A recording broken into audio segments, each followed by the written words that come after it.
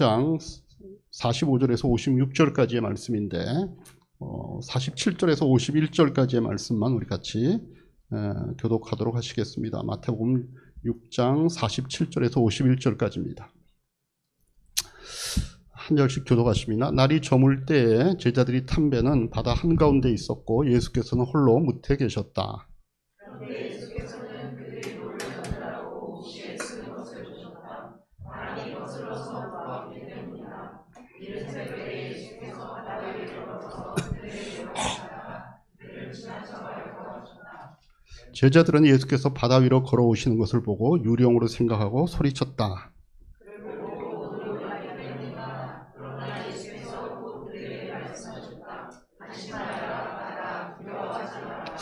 같이 봅니다. 그리고 예수께서 그들이 탄 배에 오르시니 바람이 그쳤다. 그래서 제자들은 몹시 놀랐다. 우리 앞뒤 옆에 분들 보시면서 서로 하늘 복으로 한 번 더 축복하십시다. 하늘 복 많이 받으십시오. 많이 받으십시오. 감사합니다. 제가 지난 주일날 설교했던 내용 기억하실이라고 생각하는데 오병이어 기적에 대해서 같이 말씀을 나눴습니다. 예수님께서 떡 5덩어리 물고기 2마리로 5,000명 이상을 먹이신 사건을 우리가 살펴봤는데 이제 오늘은 예수님께서 무리를 걸으신 사건을 같이 좀 살펴보려고 합니다. 지난주와 마찬가지로 첫 번째는 이런 사건이 정말 가능하냐라고 하는 것, 그리고 두 번째는 만약에 이런 사건이 실제로 일어났다고 하면 그럼 우리가 이 사건으로부터 어떤 교훈을 얻어야 할 것인가 라고 하는 것들, 이 두 가지를 크게 먼저 생각을 해보도록 그렇게 하겠습니다. 자, 오늘 본문을 보면 예수님께서 5,000명을 먹이신 다음에 제자들을 배를 태워서 여기 보니까 아까 그 본문 말씀을 우리가 다시 한번 살펴보면 45절부터 보시면 예수님이 제자들을 그냥 보내시지 않습니다. 막 재촉해서 배를 태워 자기보다 먼저 벳세다로 보내셨다라고 합니다. 그리고 예수님은 홀로 뒤에 남으셔가지고 무리들을 또 헤쳐 보내셨어요. 그럼 여러분 한번 생각해 보세요. 왜 예수님께서 제자들을 먼저 보내시고 또 뒤에 남아서 군중들까지 예수님께서 흩어보내셨는가? 평소에 이런 거 성경 읽으면서 생각하고 보시나요? 저도 생각 잘 안 하는데 말씀을 준비하려고 자세히 살펴보니까 좀 궁금했어요. 그래서 제가 여러 이제 참고하는 이제 주석기나 이런 것들을 쭉 살펴보다가 그렇구나라고 하는 걸 제가 이제 깨닫게 된 게 뭔가 하면 오늘 본문에 보면 이 본문의 저자인 마가는 여기에 대해서 그 이유를 설명하고 있지는 않습니다. 그런데 요한복음을 보면 그 이유가 나와 있어요. 요한복음 6장 13절에서 15절을 보시면 그래서 보리빵 5덩어리에 먹고 남은 붓솔기를 모으니 12광줄에 가득 찼다. 사람들은 예수께서 행하신 표징을 보고 이분은 참으로 세상에 오시기로 된 그 예언자다 하고 말하였다. 예수께서는 사람들이 와서 억지로 자기를 모시다가 왕으로 삼으려 한다는 걸 아시고 혼자서 다시 산으로 물러가셨다. 이렇게 되어 있죠. 그러니까 이 군중들이 예수를 왕으로 삼으려 했기 때문이라는 겁니다. 그래서 예수님께서 제자들을 빨리 서둘러 보내고 그 군중들마저도 흩어 보내신 겁니다. 우리가 마가복음을 다시 보면 이 군중들은 아직 예수님께서 떡 5덩어리 물고기 2마리로 자기네를 먹였다는 사실을 의식 못하고 있는 것 같아요. 그냥 그 많은 무리들이 음식이 부족함에도 불구하고 어쨌든 예수님을 통해서 배불리 먹게 됐다는 그 결과만 아는 겁니다. 근데 이게 어떻게 됐다 이걸 누가 알고 있어요? 지금 제자들은 알고 있는 거잖아요. 근데 그런 예수님이 자기들을 이렇게 기적 같은 사건을 통해서 먹이셨다는 걸 모르는 상황 속에서도 이분들이 배불리 먹고 나니까 우리가 이 사람을 왕으로 삼아야겠다 이렇게 하고 있는데 만일 이 사람들 가운데서 이 떡 5덩어리 물고기 2마리가 부풀려져 갖고 자기들이 그걸 다 먹었다라고 하면 무슨 소란이 더 생길지도 모르는 겁니다. 그래서 그 사실을 알고 있는 제자들 중에 혹시라도 이것을 당신들이 이렇게 먹은 거는 지금 우리 선생님이 우리 주님이 이렇게 하신 거야 라고 하는 것들을 그냥 발설을 할까 봐 제자들을 빨리 서둘러 보내고 난 다음에 그 다음에 흥분해 있는 그 사람들을 달래서 그 사람들을 보내지 않았나라고 하는 그런 생각을 우리가 하는 겁니다. 자, 어쨌든 예수님께서 그렇게 제자들을 가라고 밀쳐 보내신 그 지역 벳세다라고 하는 지역인데요. 여기는 예수님께서 지금 이 떡 5덩어리 물고기 2마리로 이 군중들을 먹이신 곳과 별로 떨어지지 않은 그런 곳입니다. 그런데도 제자들이 보면 굉장히 도달하는데 어려움을 겪어요. 47절부터 우리 50절까지 우리 한 절씩 보십시다. 날이 저물었을 때 제자들이 탄 배는 바다 한가운데 있었고 예수께서는 홀로 무태 계셨다.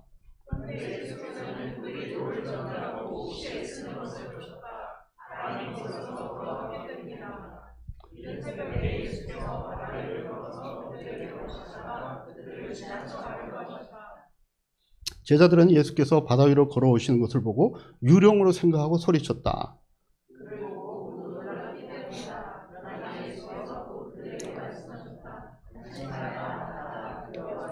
네. 그럼 예수님의 제자들의 대부분은 어부들이잖아요. 그죠?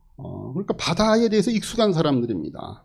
그래서 뭐 거기서 지금 베스데다라고 하는 지역 이렇게 보니까 금방 갈 수 있는 지역이었거든요. 그런 거리였습니다. 그런데 아마 역풍을 만난 것 같아요.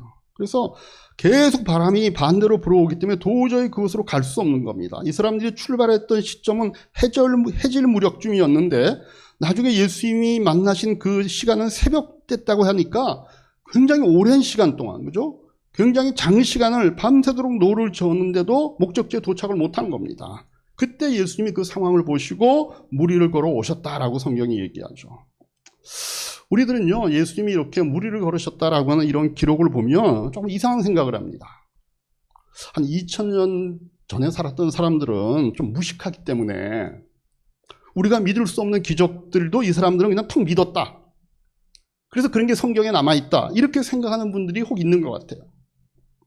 근데 여러분들, 그래서 이 옛날 사람들이 우리보다 무식하기 때문에 물이 포도주가 됐다 그래도 통 믿고, 떡 5덩이로 5,000을 먹였다 그래도 그것도 통 믿고, 그리고 예수님이 무리를 막 걸어왔다 그래도 아주 쉽게 믿었을 거라고 생각을 하는데 사실 옛날 사람이나 지금 사람이나 똑같은 겁니다. 그러니까 현대는 단지 자연을 관찰하는 기술과 그걸 설명하는 기술이 늘었을 뿐이지 옛날 사람들이요, 일상적인 일과 비범한 일은 구별할 수 있는 사람들입니다. 그런데 폭풍 속에서 허옇게 새벽에 뭐가 이렇게 자기들을 향해서 걸어오니까 주님이 오셨구나. 이제는 당연히 주님이 이때쯤 오셔야지. 이런 반응이 그래서 안 나오는 겁니다. 바다 위에 어떤 사람 형체 비슷한 것이 자기들이 향해 이렇게 막 걸어오니까 이 사람들의 반응은 뭐예요? 유령이다 그러는 거죠. 이 사람들이 그걸 보고 주님이 무리를 걸어오셨구나 이렇게 반응할 수가 없는 겁니다. 그리고 막 유령이다 그러고 굉장히 놀라가지고 막 소리를 친 겁니다. 그런데 오늘 이 본문에서 이렇게 보면 그냥 읽으면 우리가 쓱 그냥 지나갈 수 있는데 재미있는 기록이 하나 있어요. 48절 후반절에 보면 이 상황 가운데서 예수께서 그들이 노를 젓느라고 몹시 애쓰는 것을 보셨다. 바람이 역풍으로 불어왔기 때문이에요. 이른 새벽에 예수께서 바다 위를 걸어서 그들에게 가시다가 그들을 지나쳐가려고 하셨다 이렇게 되어 있죠. 예수님이 너무 막 빨리 뛰어오셔가지고 그거를 스톱을 못해가지고 그거를 지나쳐 가신 걸까요?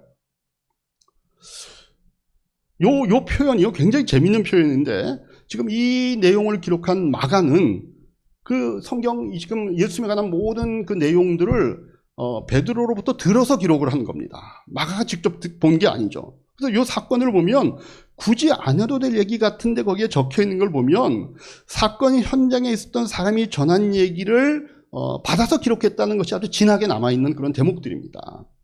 그러니까 이 얘기를 처음 해준 베드로가 보기에 예수님이 이렇게 마치 자기들을 지나가려고 하는 것처럼 보였기 때문에 이런 표현을 썼을 것 같기도 해요. 또 어쩌면 마가는 이 사건을 적으면서 이런 얘기를 하고 싶었던 것 같아요. 예수님이 단순한 위인이 아니라 하나님께서 인간으로 오신 분이시다. 이분은 하나님이시라고 강조하기 위해서 이런 표현을 썼을 것 같다는 거예요. 왜냐하면 우리 구약 성경에 보면 하나님을 직접 육안으로 본 사람들의 얘기가 몇 개 나와요. 대표적인 게 모세인데 모세가 하나님께 하나님 보여주세요 이렇게 얘기하니까 하나님께서 뭐라 그러냐면 네가 나를 정면으로 보면 네가 죽을 수밖에 없다. 그러니까 나는 그냥 지나갈 테니까 내 뒷모습만 봐라 그러셨거든요. 그것도 나중에 예언자 가운데 엘리야라고 하는 분이 있는데 이분도 하나님께서 엘리야에게 나타나셨어요. 그러면서 뭐라 그러냐면은 내가 지나갈 테니까 내 등을 봐라 그랬거든요. 그래서 이런 구약의 성경의 내용을 알고 있는 마가가 예수님께서 지나가셨다라고 하는 베드로의 얘기를 어떤 식으로 해석을 했냐면 예수님은 하나님이시기 때문에 지금 예수님이 지나가셨다는 얘기를 자기 시기에는 굉장히 의미 있게 기록한 거예요. 이분은 그냥 분이 아니시라 하나님이셨다라고 하는 것들을 마가는 기록에 남겨놓고 싶었던 거예요. 그래서 그 다음에 이제 우리가 그 50절부터 52절을 보시면 한번 보실까요? 50절에서 52절 한 절씩 보십시다. 그를 보고 모두 놀랐기 때문이다. 그러나 예수께서 그들에게 말씀하셨다. 안심하여라. 나다. 두려워하지 말아라.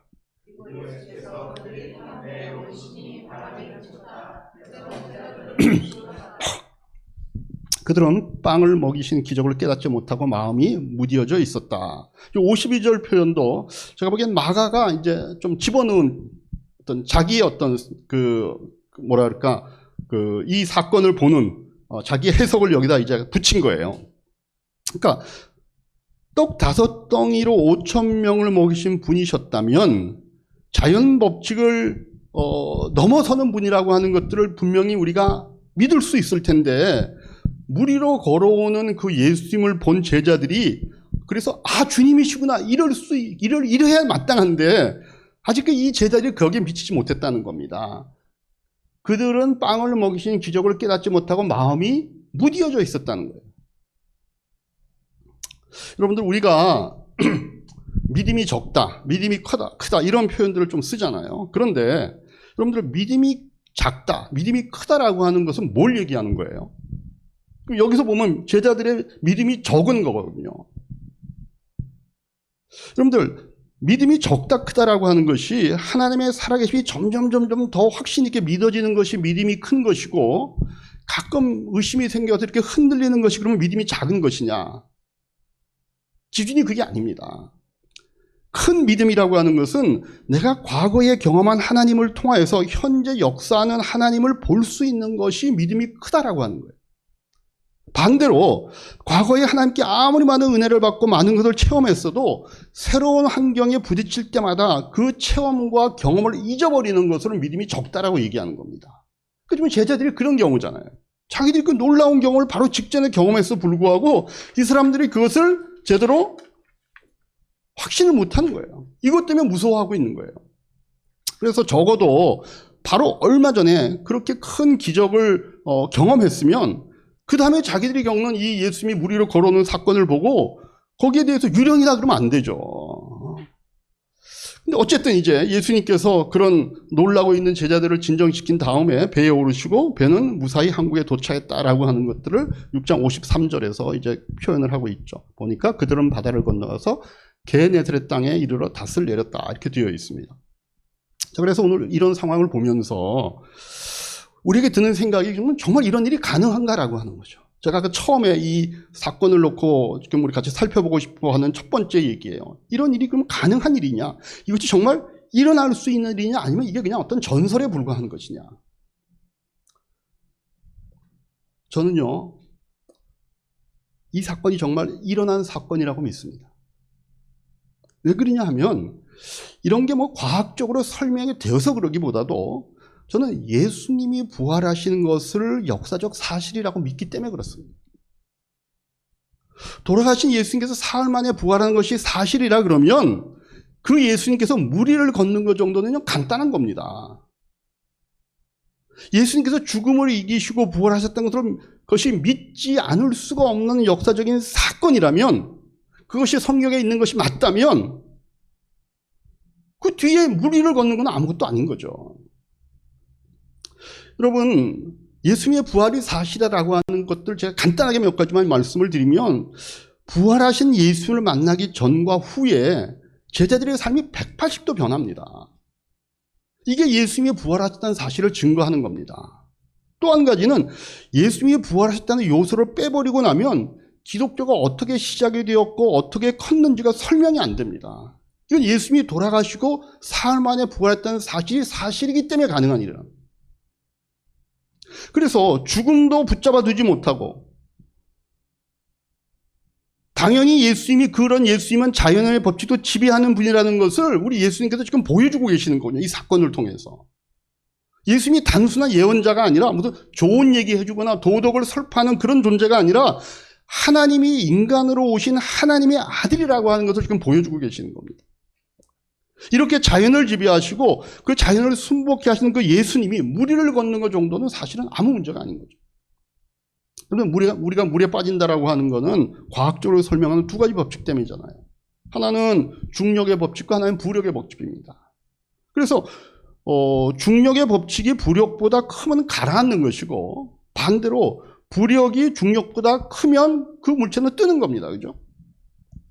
그러니까 그 중력의 법칙과 부력의 법칙을 누가 만들었냐면 그게 하나님이 만드신 거잖아요. 주님이 만드신 거잖아요. 그래서 그 자연의 법칙을 일시적으로 정지시킨다고 해서 그게 하나도 이상할 게 없는 겁니다. 그래서 여러분들이 만약에 부활을 믿으신다면 예수님께서 무리를 거두셨다라고 하는 것이 아니 과연 그럴까라고 이렇게 복잡하게 생각하기보다 이분은 정말 자연도 복종케 할 수 있는 그런 분이시구나, 그런 자연도 순복하게 할 수 있는 그런 분이라고 믿고 예수님의 신뢰를 오히려 키울 수 있는 그런 성경의 말씀이 되기를 주님의 이름으로 축복합니다. 여러분, 예수님은요 무리를 걸으신 분이십니다. 제가 그러면 이 사건이 2000년 전에 예수님에게나 가능한 일인가, 아니면 이 사건이 지금도 가능한 일인가? 저는 가능하다고 봅니다. 지금도 가능하다고 봅니다. 제가 아는 그 목사님 한 분이 좀 예수님을 좀 진실되게 믿어보려고 할 때 그분이 가졌던 의문이 있답니다. 뭔가 하면 성경에 보니까 하나님께서 많은 기적을 베푸셨는데 왜 성경이 쓰여질 때는 그런 기적을 베푸시고 왜 지금은 그런 기적들을 안 베푸시는 것처럼 보이나? 이게 굉장히 고민이셨다는 거예요. 그래서 이 문제를 이 목사님이 푸는 데 있어서 도움을 준 책이 있었답니다. 어떤 책인가 하면 여기 책 제목, 그림을 한번 보시면 이 책 표지인데 Like a Mighty Wind라고 하는 거죠. 이게 뭐예요? 이게 사도행전 2장에서 따온 책의 제목인데 강한 바람 같고라고 하는 제목을 가진 책입니다. 이 책의 저자가 거기 있듯이 이름이 뭐예요? 멜타리라고 하는 분이, 이분이 이제 인도네시아 분인데 티모르라고 하는 인도네시아 가장 큰 섬에 살았던 그런 분입니다. 이분이 1965년에 아주 성령의 강한 역사가 일어났던, 그래서 마치 초대교와 같은 이런 사도행전의 역사가 일어났던 사실을 자신이 살고 있는 지역에서 경험하고 적어놓은 그런 책입니다. 이분이 속한 교회에서 1965년 9월 16일에 이제 교인들이 교회에 모여서 기도하고 있었다는 거예요. 한 200명 정도가 모여서 기도를 하고 있는데 갑자기 강한 바람 같은 소리가 샥 하고 났다는 거예요. 정말 어떤 폭풍이 방으로 갑자기 막 이런 몰려드는 이런 그런 소리를 들은 거예요. 그래서 깜짝 놀라서 눈을 뜨니까 바람도 안 불고 있고 그 소리도 그쳤습니다. 그 자기가 잘못 들었나 싶어가지고 옆에 있는 자매님한테 물어본 거예요. 당신 지금 난 지금 바람 소리 같은 거 들었는데 당신은 들었냐? 그랬더니 자기도 들었다는 거예요. 근데 뭐 아무것도 지금 뭐 그런 그 다음에 느껴지는 게 없으니까 다시 다들 기도하고 있는데 갑자기 어디 조금 떨어져 있는 그 장소에 그 의자에 있는 데서 어떤 분이 갑자기 큰 소리를 막 기도를 하기 시작하는 겁니다. 조금 있다가 또 한 사람이 일어나서 또 굉장히 큰 소리로 기도를 하는 겁니다. 그러니까 5명이 되고 6명이 되고 교인 전체가 큰 소리로 통성 기도를 하고 있는 거예요. 그 통성 기도는 우리는 뭐 너무 이제 별로 이상한 게 없지만 지금 이 당시에 이 교회 아주 전통적인 장로교회였습니다. 그래서 통성 기도라고 한 거는 한 번도 해본 적이 없는 그런 교회였어요. 그러니까 공적으로 기도할 때도 써갖고서 꼭 읽어야만 한다 이렇게 가르쳤던 교회인데 거기도 그런 현상이 벌어지는 겁니다. 그래서 막 여기서 기도를 하는데 여기 사는 사람들이요, 뭐 교육을 제대로 받은 사람들이 잘 없습니다. 그냥 말이라고는 자기 부족어만 하는 이런 사람들이에요. 그런 토속어만 할 줄 아는 사람들이 갑자기 외국어로 기도하기 시작을 하는 겁니다. 그래도 이 책의 저자는 의대를 가려고 했기 때문에 영어를 좀 알고 있는 사람이었어요. 근데 바로 자기 앞에서 기도하고 있는 자매님이 학교 문턱을 한 번도 가보지도 않은 분들이 유창하게 영어로 기도를 하더라는 겁니다. 그 기도의 내용이 뭔가 하면 Oh Jesus, I love you. I will take the cross and follow you. 주님, 제가 주님을 사랑해요. 제가 십자가를 지고 주님을 따르겠습니다라고 하는 기도의 내용을 갖고 이 사람이 영어로 기도하더라는 겁니다. 마치 이게 사도행전 2장의 오순절날 성령이 그 다락방에 임하였을 때 그 사람들이 배우지도 않았던 그런 방언들을 한 것과 똑같은 현상이 일어나고 있는 거예요. 그 다음부터 막 성령의 역사가 그 교회에 일어나기 시작하는데 사도행전하고 똑같이 많은 기사와 이적들이 막 일어나는 겁니다. 사람들이 주변에서 막 셀 수도 없이 예수를 믿기 시작하는 거예요. 그런데 이 성령께서 이 교회에 주신 사명이라고 주신 말씀이 뭔가 하면, 자, 이제 너희는 전도팀을 만들어서 이 섬 구석구석마다 가서 복음을 전해라. 그래서 이 명령에 순종해서 가서 보면 또 거기에도 기사와 이적이 일어납니다. 사람들이 막 예수를 믿기 시작합니다. 근데 그렇게 이제 만들어졌던 그 팀 중에 하나가 이 책을 쓴 저자의 동생하고 또 그 그 동생의 이제 와이프하고 그리고 그 사촌 되는 이 사람이 한 팀이었는데, 이분들이 기도하고 있는데 성령님의 지시가 내려오는 거예요. 너희들은 이제 어느 마을에 가서 복음을 전해라. 그래서 이 사람들이 이제 그런 앞에 그런 자신들이 이미 한 그런 체험들이 있으니까 그런 신앙생활에 익숙해져 있는 겁니다. 마치 사도행전에서 성령님이 빌립 집사에게 너 어디 가서 복음을 전해라 그러니까 빌립 집사가 즉시 일어나서 가갖고 이리오페에서 온 내시를 만나잖아요. 그죠? 그것처럼 성령님이 우리에게 그런 말씀을 주시니까 거기 명령에 순종해서 이 사람이 성령님이 가라고 한 지역까지 간 겁니다. 근데 거기 그 마을로 가야 되면 강을 건너야 됩니다. 그 강 이름이 노헤미라고 하는 강인데 이 티모르섬에서 가장 큰 강이라고 그래요. 근데 건조기에는 별로 물이 많지 않아서 그냥 걸어서 건널 수 있는 강입니다.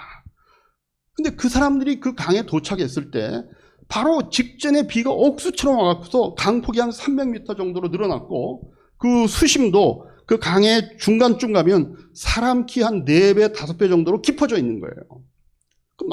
지금 그 비가 많이 왔으니까 막 나무들도 떠내려오고 지금 우리 장마 많이 온 그 중부지방처럼 그렇게 되는 거예요. 건너야 되는데 건널 수가 없는 거예요.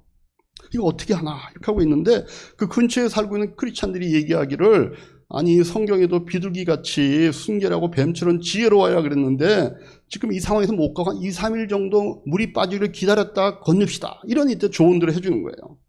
근데 그 팀원 중에 아까 사촌이 있다고 그랬잖아요. 이 사촌 되는 사람이 이런 생각했어요. 아니 주님께서 우리에게 분명히 즉시 가라고 했고 2, 3일 기다려야 하는 말은 없었다. 그래서 우리는 지금 가야 된다. 그리고 물가로 이제 딱 간 겁니다. 그래서 한 걸음 딱 디디니까 물이 발목까지 옵니다. 두 번째 걸음을 딱 디디니까 무릎까지 차는 거예요. 세 번째 발을 디디니까 계속 무릎이에요. 그래서 네 번째 발을 디뎠는데도 무릎이에요. 그래서 이 사람들이 다 걸어서 건넜어요, 그 강을. 그 나머지 전도팀이 이렇게 보니까 건너거든요. 그러니까 자기네들 따라서 건너니까 분명히 무릎밖에 물이 안 차고 있는 겁니다.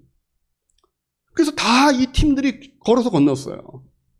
도착하고 나니까 이제 저쪽에 아직 못 건너고 있는 그 동네 사는 크리스찬들도 그러면 우리들도 한번 건너보자 하고 건넜는데 한 3걸음 가갖고 못 건너가고 그냥 물에 푹 빠져가지고 거의 익스할 이런 상황을 맞았다라고 하는 내용이 이 책에 기록이 되어 있는 거예요.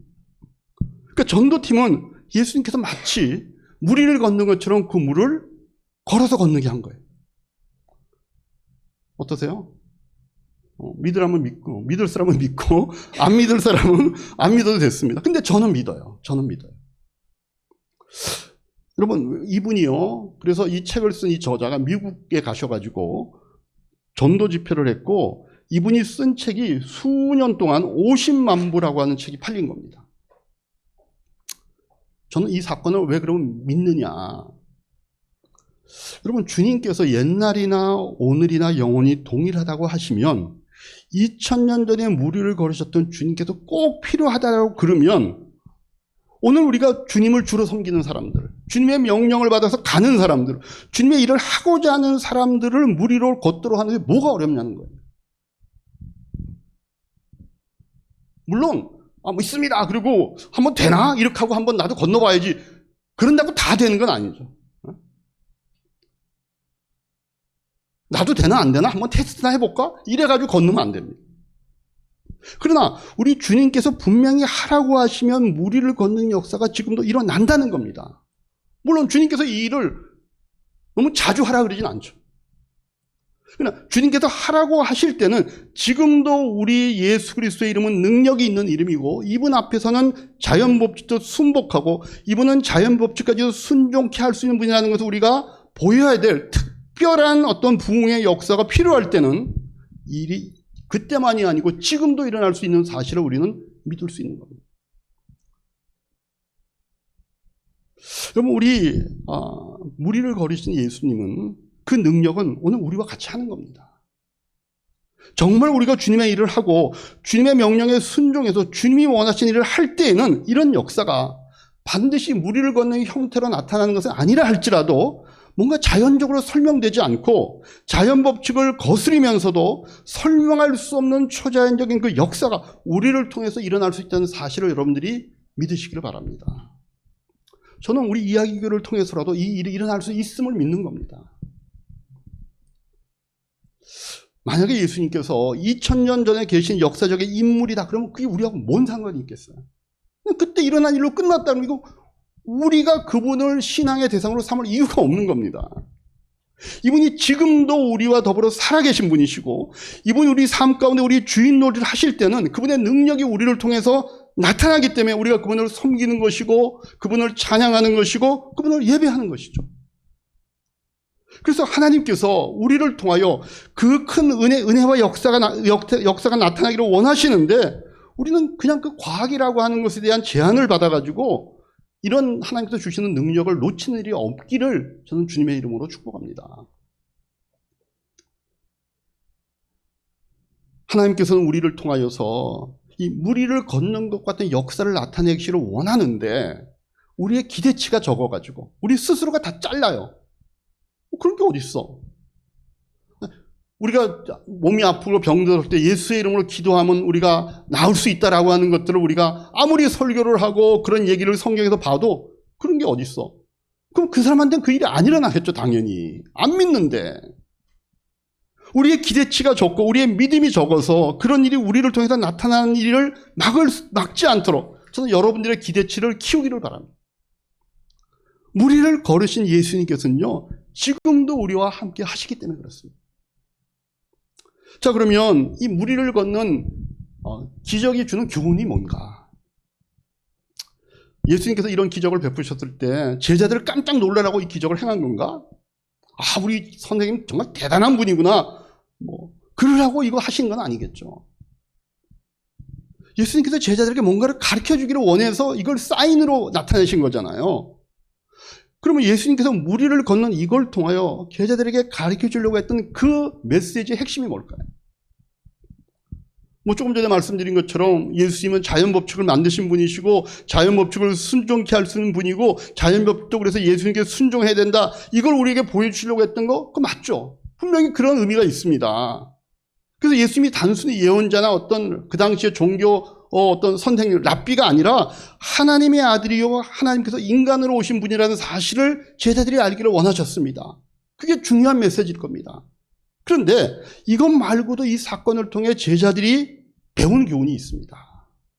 첫 번째가 뭔가 하면요, 예수님께서 지시하시는 길에도 어려움이 있다는 겁니다. 한번 따라갈까요? 예수님이 지시하신 길에도 어려움은 있다. 그럼 우리가 예수님께 순종해서 무슨 일을 하다 어려움이 생기면은요, 우리 금방 어떤 생각이 드는가 하면, 내가 이 일을 하는 것이 지금 주님의 뜻이 아닌 거 아닌가? 내가 지금 불순종을 하기 때문에 그런 거 아닌가? 이런 생각을 하기 쉽습니다. 왜냐하면 우리는요, 주님께 순종하면 항상 우리 앞길이 평탄할 거라고 생각하고 있기 때문에 그렇습니다. 근데 맞죠? 우리가 주님 말씀에 순종하면 우리의 인생이 평탄합니다. 그게 메인입니다. 그러나 반드시 주님께서 우리에게 지시하고 주님께서 가라고 하시고 주님께서 원하는 일을 할 때에 모든 것이 다 반드시 평탄한 것만은 아니라는 거예요. 보세요. 지금 예수님의 제자들도 벳세다로 왜 갔어요? 예수님이 가라 그랬고 그들이 그 명령에 순종한 겁니다. 제자들이 명령에 순종해서 간 겁니다. 근데 갔는데 역풍을 만났잖아요. 아무리 노를 저어도 앞으로 가지지가 않는 겁니다. 오늘 이 본문의 후반부에 가보면 51절부터 56절에 이 사람들이 그래도 나중에 끝에는 이 게네사렛이라는 곳에 도착했다고 나오잖아요. 근데 거기는 벳세다가 아니에요. 거기는 지도 한번 볼까요? 여기 보면 지금 이 사람들이 원래 가야 됐던 곳은 어딘가 하면요, 찾으셨나요? 이 벳세다라고 하는 곳으로 갔어야 돼요. 근데 여기를 못 가고 어디로 갔냐면 게네사렛으로 갔어요. 역풍을 만나가지고 이렇게 가야 되는데 이렇게 갈 수밖에 없었던 거예요.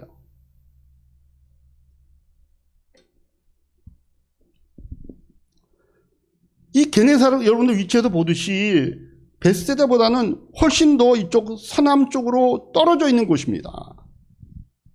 이 제자들이 노을저로 가려고 했는데 그 목적지에 못 갔을 뿐만 아니라 그냥 물결에 그냥 쓸려 내려가서 더 남쪽으로까지 갔습니다. 예수님께 순종했는데 역풍을 만났기 때문입니다. 그럼 우리도 예수님께 순종해서 예수님이 원하시는 사역이라고 해서 했는데 어려움이 닥치기도 하고 열매가 없을 수도 있다는 얘기입니다. 우리가 예수님께 순종하는 마음으로 내린 결정인데 그 길을 가다 보니까 역경을 만나기도 하고 좌절이 생기기도 한다는 거예요. 그럼 우리는 어떻게 생각해요? 아, 우리가 하나님의 뜻을 잘못 읽었나? 야, 이런 어려움을 우리가 당하는 걸 보니까 이게 하나님의 뜻이 아닌가? 이렇게 생각하기 쉽습니다. 그러나 그렇지 않다는 겁니다. 하나님이 지시하는 길에도, 하나님이 동행하는 길에도 어려움이 있을 수가 있다는 겁니다. 저는 오늘 이 장면을 보면서 우리 교회가, 또 제가 한 8년 전에 카페를 시작하면서 쭉 경험했던 일들이 떠올려졌습니다. 분명히 하나님께서 하라고 하신 일입니다. 그 과정을 통해 열매도 있었습니다. 새신자도 오게 됐고, 우리가 하고 있는 이 형태의 교회를 통해서 주변에 교회에 대한 좋은 소문도 났고, 우리가 중간에 새 건물에 대한 꿈도 꿨습니다. 교회가 장소가 아니라 사람이라고 하는 것들이 우리에게 분명하게 새겨줄 수 있는 그런 시간이기도 했습니다. 분명히 어떤 거기에는 열매가 있었지만 그로 인한 고난도 우리가 겪는 겁니다. 여러분, 하나님과 동행해도 어려움이 있을 수가 있기 때문입니다. 저도요, 그 문제를 놓고요, 오랫동안 고민했습니다. 하나님이 분명히 하라고 하셨는데, 제가 처음에 생각했던 생각 뭔가 하면 하나님의 뜻을 잘못 읽었나? 이게 아닌데 뭔가 내가 지금 잘못 판단한 건가? 그 때문에 굉장히 고민하는 시간이 있었습니다. 근데 제가 이 설교와 이런 내용들을 쭉 준비하고 연구를 하면서, 맞아. 하나님이 하라고 하고 그 길에 순종했어도 불구하고 그 길에는 역경과 어려움이 있을 수 있어. 두 번째 교훈은 뭔가 하면요, 제자들이 배운 두 번째 교훈, 어려움 가운데서 기적을 체험한다는 겁니다. 한번 따라하시죠. 어려움 가운데서 기적을 체험한다. 여러분, 만약에 그 예수님이 제자들을 흩어보내셨을 때 이 사람들이 그냥 노를 저어가지고 금방 목적지에 도착했으면 무리를 걸어오시는 예수님 이 사람들이 못 봤을지 모릅니다. 큰 걸 놓칠 뻔했죠. 그러나 이런 풍랑을 만났기 때문에 여기서 무리를 걸으시는 예수님, 자연까지도 정복하시는 예수님의 모습을 보고 배우고 경험할 수 있었던 겁니다. 여러분, 우리는 어려움 가운데서 기적을 체험하는 겁니다. 내가 편하고 아무런 걱정이 없고, 그죠? 모든 게 잘 될 때 기적은 일어나질 않는 겁니다. 일상생활이 편하면요, 일단 우리는 기도 안 합니다. 그죠? 그러니까 하나님의 능력은 그 가운데 나타날 수가 없는 겁니다. 하나님이 도와주신다고 해도 워낙 일들이 잘 풀리고 있으니까 하나님이 도와주셨어도 도와주셨다라고 하는 그런 감격이나 깨달음이 우리에게는 없습니다. 근데 제자들이 힘을 다해서 노를 저었는데도 여전히 목표로 가지는 않고 점점 그 목표로부터 멀어진 이 상황 가운데서 이 사람들은 무리로 걸어오시는 예수를 만날 수 있었고 하나님의 능력을 체험하게 됩니다.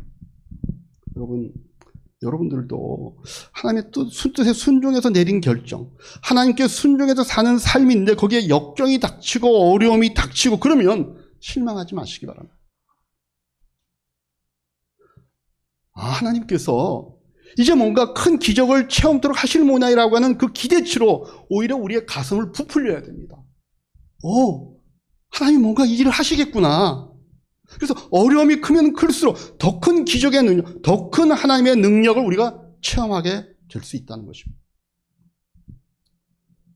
저도 요즘 그런 기적들을 조금씩 체험하는 것 같아요.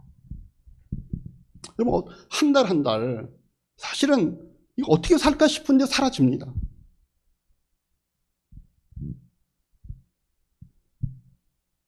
오병이어와 같은 그 하나님의 매일매일의 공급함이 체험이 되고 있는 겁니다. 옛날에는 내가 뭐 많이 준비해 놓고 내 걸 확보해 놓고 오히려 그것들로 다른 사람들에게 베풀고 도와주고 하는 것이 삶인 줄 알았는데 그런 삶만은 아닐 수도 있다는 겁니다. 여러분들께서 하나님께서 순종하는 길, 하나님께서 순종해서 선택한 그 길, 하나님께서 순종해서 하는 사역, 하나님께서 순종해서 가는 그 인생, 여기에서 어려움이 닥치시거든 하나님의 큰 능력을 이제 체험하려고 하는 모양인가 보다 이렇게 기대하시고 가슴을 부풀리시고 그 하나님의 능력을 체험하기를 주님의 이름으로 축복합니다. 마지막 세 번째로는요, 제자들이 이 사건을 통해 배운 세 번째 교훈이 뭔가? 우리가 어려움 가운데 있을 때에 주님께서는 아신다는 겁니다. 한번 따라할까요? 우리가 어려움 가운데 있을 때 예수님께서는 아신다. 여러분, 제자들이 예수님께서 벳세다로 가라 그래서 막 노를 저어서 가기 시작했습니다. 해 떠를 때 출발했으니까 한 6시쯤 출발했겠죠? 근데 그 폭풍 속에서 예수를 만난 시점이 새벽입니다. 그러면은 최소한 한 6시간 내지 9시간을 이 사람들이 노를 저은 겁니다. 그 베테랑 어부들이 노를 저은 겁니다. 근데 목적지로 못 가고 점점 밀려가지고 전혀 반대쪽인 남쪽으로 흘러갑니다. 이럴 때 뭔 생각이 들었을까요? 여러분들 같으면. 예수님은요, 지금 배에 같이 없잖아요. 아무리 둘러봐도 예수님이 안 보입니다. 예수님 뒤에 홀로 남으셨잖아요. 그럼 당연히 그런 생각 들겠죠. 왜 예수님이 우리를 이런 데로 보내셨을까? 우리는 이 고생을 하고 있는데 예수님 도대체 뭘 하고 계시는 걸까? 예수님 우리가 이렇게 고생하는 거 알고 계실까?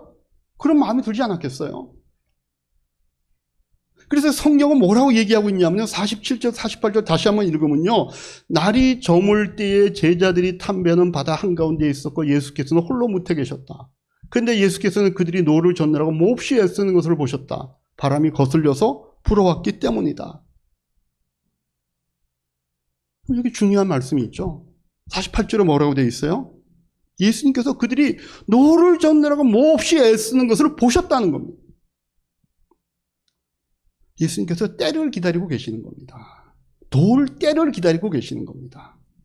왜 새벽 3시쯤이 되어야 됐는지, 왜 새벽녘이 돼야지 예수님이 오셨는지 모르지만 예수님은 그 상황을 알고 계셨어요.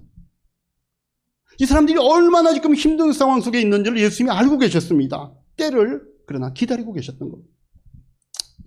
여러분, 우리도 어려움 가운데 있을 때 이게 특별히 주님의 뜻이라고 생각했는데 일은 안 풀리고 어려움은 닥치고 자꾸 역경 속으로 말려가는 이런 상황이 되면 원망이 나오겠죠. 하나님 대체 이 상황 알고나 계십니까? 보고나 계십니까? 더군다나 우리가 이걸 놓고 도와주기를 기도하고 있었는데도 불구하고 하나님의 응답이 즉각 오지 않으면 우리는 마음에 원망이 생기는 겁니다. 정말 하나님이 살아계시나 할 건가? 하나님이 내 상황을 아시나? 여러분, 우리가 주님께 순종해서 주님의 뜻을 이루기 위해서는요, 고난 가운데 있을 때 하나님께서 우리를 알고 계시는 사실을 여러분들이 믿을 수 있어야 됩니다. 하나님께서 우리와 함께 계시는 겁니다. 우리가 아파할 때 우리가 더불어 함께 아파한다는 사실입니다. 그러나 하나님께서는 우리에게 때를 기다리고 계시는 겁니다. 새벽 3시부터 6시 아니면 정말 밤이 깊었을 때. 그래서 여러분들, 밤이 깊었다라고 하는 것은 뭘 얘기하는 거예요? 이제 새벽이 갖고 왔다는 얘기잖아요. 여러분이 정말로 인생의 그 나락 속에서 어두운 가운데서 이제 내가 더 떨어질 곳조차 없다라고 하는 지점에 이르렀으면 드디어 여러분에게는 새벽을 기다릴 수 있는 위치에 오셨다는 걸 기억하시기 바랍니다. 하나님이 알고 계시는 겁니다. 하나님이 여러분과 함께 계시는 겁니다. 우리를 잊어버리고 계신 것이 아닙니다. 우리와 함께 계시고 우리와 함께 아파하시고 그 때를 지금 기다리고 계실 뿐입니다. 이제 우리 그런 하나님의 사랑과 하나님의 사랑 가운데 부름받은 우리 이야기의 성도 여러분, 꼭 기억하셔야 될 것, 주님의 뜻대로 사는 사람에게는 항상 새벽이 기다리고 있다는 겁니다. 밤이 깊으면 깊을수록 새벽은 가까워온 겁니다. 그 새벽을 기다리면서 인내하시고 여러분들의 당한 어려움과 인생의 힘든 가운데 실망으로 빠져내려가지 않는, 그러나 그 가운데서 하나님의 능력을 체험할 수 있는 그런 사랑하는 이하교회 성도님들 되시기를 주님의 이름으로 축복합니다. 기도하겠습니다.